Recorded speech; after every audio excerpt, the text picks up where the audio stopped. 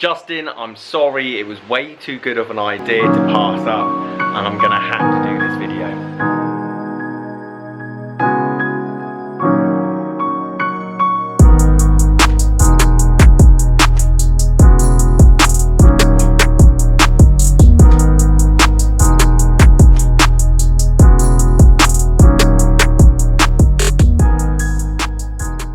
Guys, how are you doing? Welcome back to a brand new video. It's Simon down here at Burford Golf Lab.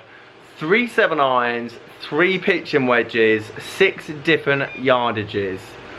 Now, I've got Greg, one of my mates that you might have seen on the channel before, and he's going to get up here at 8. We're going to do some videoing, but I thought as a challenge idea, take these clubs out on the course, see what we can shoot, and obviously each one of these clubs gives a different yardage, so you're going to have to choose what 7-iron you want, what ball flight you want. I think it'd make a really interesting video, and guys, if you want to see that video, just leave a like and a comment below. And he doesn't watch my videos anymore, so I'll surprise him in the morning, 8 o'clock, going, this is what we're going to go and play with, and we'll try and make it like a 3-4 hole challenge. But let me show you the bag, let me show you my thoughts on my club selection, and as I say, they're all different lengths, shafts, lofts, to give myself the different yardages, and then I'll hit all 6 of them, and hopefully we'll have somewhat of an even gap, just to display the different lofts that manufacturer puts on the clubs, and the slight twerks as well in terms of like offset, lie angles, everything else. Guys, this is the bag. Looks pretty badass actually, just having 6 individual irons, all different. And I'm going to run through each one, just telling you what I think each one's going to do. I haven't actually hit these. Obviously I've hit the first 3 if you watched my last video. Haven't hit the wedges. Right, let me get you club number 1. Now obviously I didn't want to go for brand new technology each year because that's just a bit boring, so I've gone for a Cleveland pitching wedge. It actually has special 49 degrees. I don't know if you can see that. Let me cut till you can see that. Right, it just took me to get my face out of the camera to focus on it, but special 49 degrees. So standard pitching wedge is about 48 degrees, something like that. And obviously I needed the strongest lofted pitching wedge I could get. Now obviously the main criteria is all 3 of them got to have P on it, and the 7-irons are all got to have 7-iron written on it to obviously give myself this challenge. Now, could crank this up as well. Obviously, head design it is, I could probably make it higher, but I thought that'd be just a bit pointless and a bit boring. So, old school Cleveland, can't go wrong with Cleveland wedges. I mean, Roger Cleveland is one of the pros when it comes down to making wedges, and it's kind of what made Cleveland Cleveland. So you can't go wrong with an old school pitching wedge with this. And obviously touches around the green, chip shots, bunker shots, you could definitely play with this. I think it'd be a good addition to have in the bag. Right, pitching wedge number 2. Now you'll have to excuse me because I haven't really cleaned any of these second-hand ones, so I do apologise. But good old faithful Ping G20. I actually mentioned this in one of my last videos. Probably one of the best affordable cast iron heads you can get now, especially on the internet. You're going to be picking up like 40 pitching wedge for like 100 quid. As a game improvement, beginner iron, you can't go wrong. But these are relatively strong set. This is actually 45 degrees, so 3 degrees stronger than standard, 4 degrees stronger than the Cleveland wedge. So obviously you're going to see a difference in distance, or I hope I'm going to see a difference in distance anyway. That obviously, that smaller wedge, the Cleveland one's going to be for short game, like those 80-yard wedge shots in. This is going to be 120, 130 for myself anyway. Wedge shots, probably not going to get as much spin, probably going to go quite high, but I don't think the conditions tomorrow, if we do go and play, are going to be that different. But yeah, that is my second wedge, the good old G20. Now I got a bit stuck for wedge number 3 because unless I went down like the Rogue X route, which I've already got in the bag for this reason, all the wedges are around 45, 44 degrees. So I was like, how am I going to bridge this gap between the TaylorMade 7-iron, which is 35 degrees, and 10 degrees difference? And then I had an ingenious thought. I've gone the pitching wedge from the Cobra 1 length series. Now, the loft on this is 44 degrees, so only 1 degree stronger than the other wedge. However, it's 7-iron length, which obviously longer length in the shaft means that the ball's going to go further, which I think is going to pretty much bridge the gap between the 2 irons. I hit the TaylorMade P70 about 170, for TaylorMade P730 about 170. This I just need 150 yards, and I think when me and Greg go and play, if we do go and play, that should be about 150 yards, pretty much flat out. So I thought that's a bit ingenious. Guys, leave a like. That was pretty smart, because unless cranking down, which again I thought was cheating, I don't think I was going to really find another kind of wedge, second-hand wedge anyway, to obviously put in the bag. So hopefully that's going to work, and hopefully showing the numbers. Now, you've seen all of these 7 irons already, as I said in my last video, and they're all varying in degrees. I'll try and remember them all. So 35 degrees with the blade, that's a lot more traditional, for example.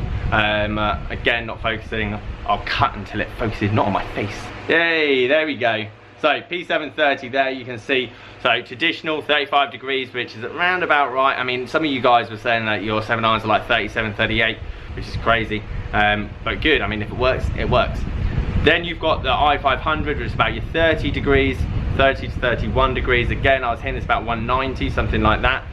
And then the ridiculous Rogue X 27 degrees, which again has its benefits, don't get me wrong, but that's more of a 5 iron. The only difference with this, that I did in my last video, I put a stiff graphite shaft in it, half an inch longer as well.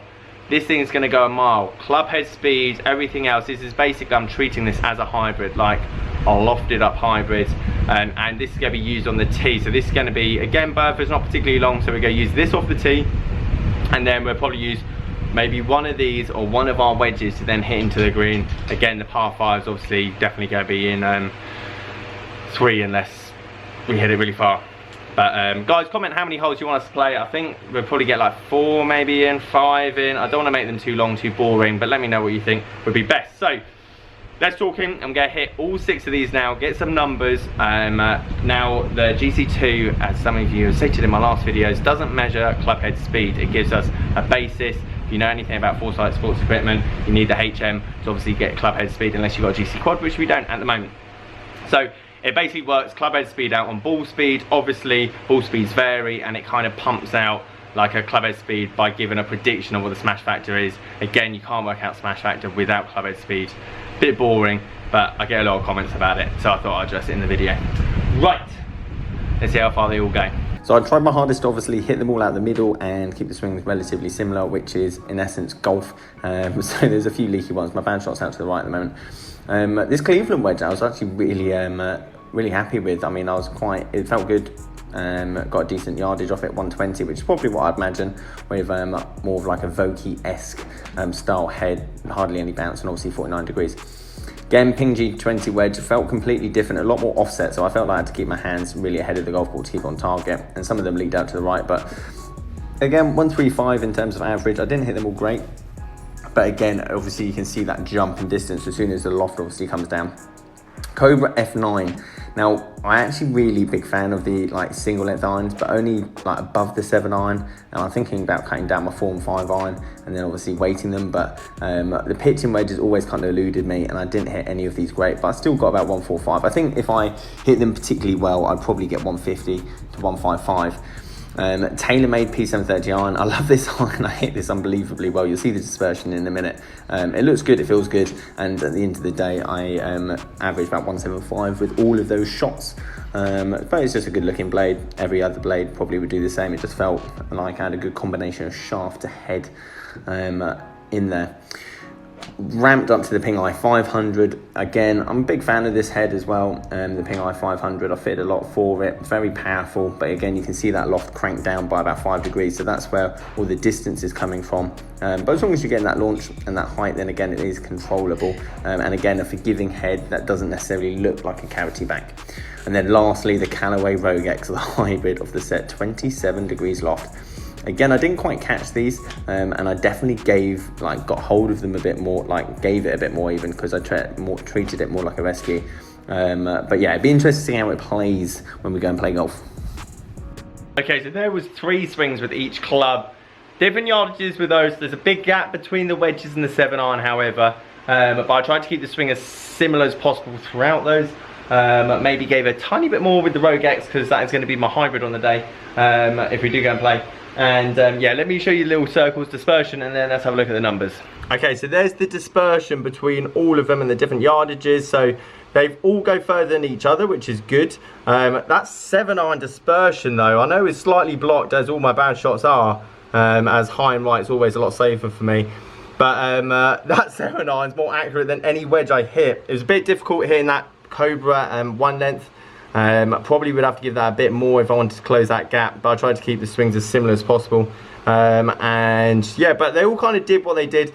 We kind of worked. Let's have a look at the numbers. Yardages down here, not too bad in terms of distances. I mean, that's probably what you would expect from your pitching wedge, 9 iron, maybe 8 iron, something like that. One length, I don't think I hit particularly well, however. And again, spin rate, you can see the higher the loft, more spin, and so on and so forth. Ball speed higher, purely because I think the length of that F9 is going to be faster, so the club head speed is going to be faster. Again, ignore the club head speed down here. It just guesses it because it works out the ratio, because I just put in wedge. As we go down, now the P730 I hit unbelievably well.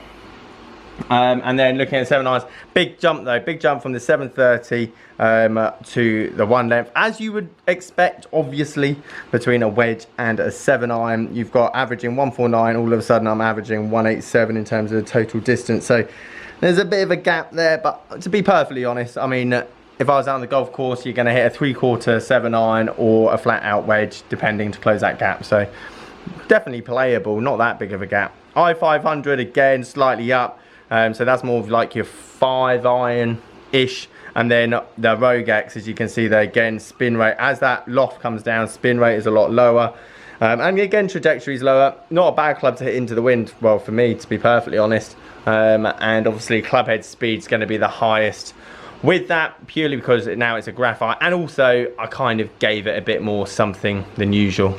And again, ball speeds vary between all of them. So guys, I hope you found that video interesting. As I say, hopefully we get to do a vlog with those. It'd be interesting to see how they all compete and compare with each other out on the golf course, plus seeing Greg's reaction, see obviously how it gets on as well. Thinking about this video won't be posted till tomorrow, so he won't have any idea this is even happening. Please leave this video a like if you liked, and subscribe if you are new. Catch you guys later.